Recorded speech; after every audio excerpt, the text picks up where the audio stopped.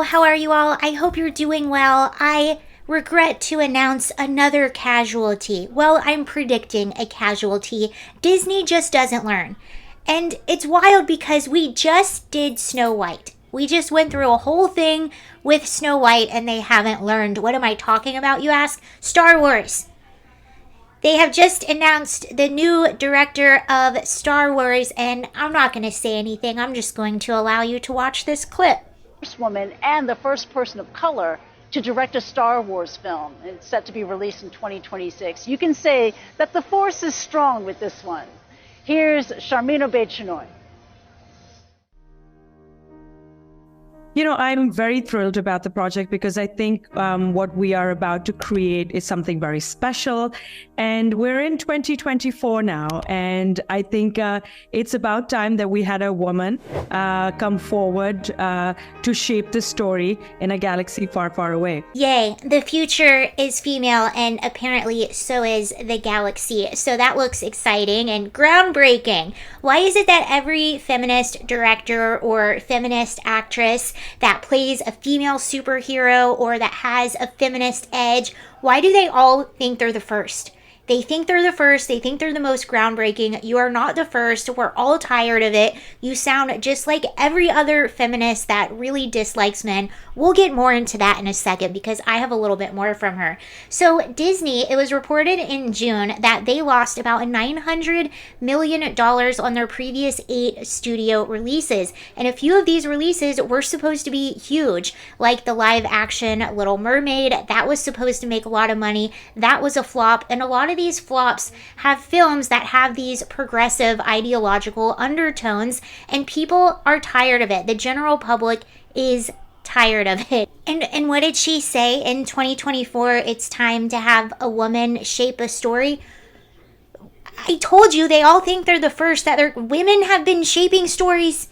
There's lots of female directors and female-driven stories. This exists, and it has existed ever since the beginning of film. So there's that. Anyway, here are, I'm going to show you 2 more clips. This is her at a panel talking about film, and you hear her agenda. And I want to thank Matt Walsh for finding this and posting this on his Twitter. But let's watch this together. Balance of activating a force for change, but also trying to permeate that patriarchy, that power structure, and is that a part of the calculation of your art as well, and what's been the reaction to that? Oh, absolutely. I like to make men uncomfortable. I enjoy making men uncomfortable. Yep, I see where this is going. Great. Let's continue, shall we? Not you, just not you. Not you. Point taken. Point taken. But it is important to be able to look into the eyes of a man and say, I am here, and recognize that. And recognize that I am working to bring something that makes you uncomfortable, and it should make you uncomfortable because you need to change your attitude. And it's only when you're uncomfortable, when you're shifty, when you have to have difficult conversations that you will perhaps look at yourself in the mirror and not like the reflection. And then say, maybe there is something wrong with the way I think, or maybe there is something wrong with the way I am. So the goal is to make half the population uncomfortable, men, that is. To make them uncomfortable, that's the goal. That's what we're trying to do here.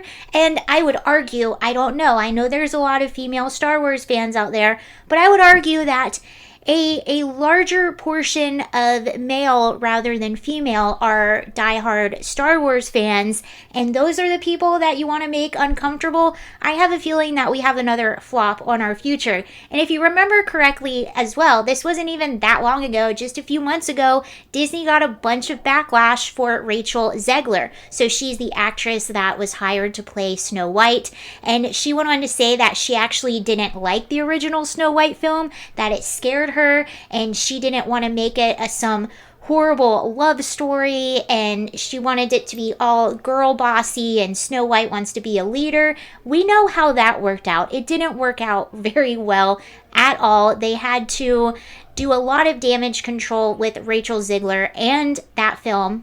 Let's look at some internet commentary. So in response to the director's comment, we're in 2024.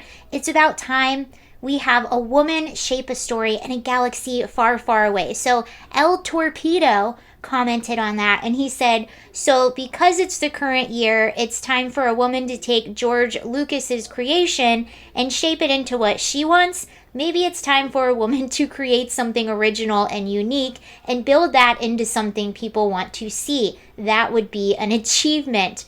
Someone said, like Harry Potter. Exactly, like Harry Potter. That is a female story. But you see, these feminists, these Hollywood feminists that create their female-driven stories, their man-hating female-driven stories, they actually aren't very feminist because they never pay homage to the women before them, the women that are creating things and the women who have been doing that. They always pretend like they are the first, like finally we've made it. It's finally we can see a woman-led story. You are not the first. But they never pay their respects to the greats before them. They always take their credit like they're the first. I thought we were women that were supposed to be supporting women. I'm excited. I don't know about you. Bye.